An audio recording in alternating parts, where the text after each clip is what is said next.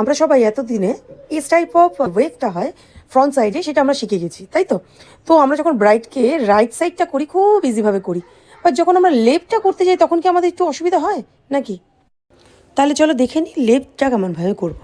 তো আঙুলের পজিশনটা দেখে নাও কীভাবে ধরা হয়েছে। দুটো আঙুল কিন্তু একদম আকাশের দিকে থাকবে, দেখো একটু অ্যাঙ্গেলে করে ওইভাবে ধরতে হবে কিন্তু। তারপরে আমরা ওসিসের সাইড স্প্রে দিয়ে দিলাম জাস্ট একটুখানি হোল্ড করার জন্য, এটাকে পুল আপ করার জন্য। আর তারপরে আমরা দেবো হোল্ডিং স্প্রে, আমি এখানে টাফটেটটা ইউজ করেছি। সেটা করে নিয়েই কিন্তু জাস্ট পুল আপ করবো হালকা একটু উঁচু করে, চিমটি কাটার মতো করে। আর যে টেলকমটা নেবে তার স্টিলের জায়গাটা দিয়ে একটু মার্চ করে নেবে যাতে স্প্রেড করতে সুবিধা হয়। তারপরে জাস্ট দু আঙুল ধরে তোমার কিন্তু নিচের এই দুটো আঙুলকে সরাবে, ওপরে দুটো আঙুল দিয়ে নিচের দুটো আঙুলকে সবসময় সরাবে। তাহলে না যে পুল আপটা তোমরা উঁচু করে করছো সেটা একদম ফিক্স থাকবে। এইভাবে ধরবে। এবার যে বাকি চুলটা রইলো সেটাকে আমরা একটুখানি কোম করে নিলাম, একদম ক্লিন করে নেবে। ক্লিন কাজ চাই আমাদের, সবসময় ক্লিন কাজ চাই।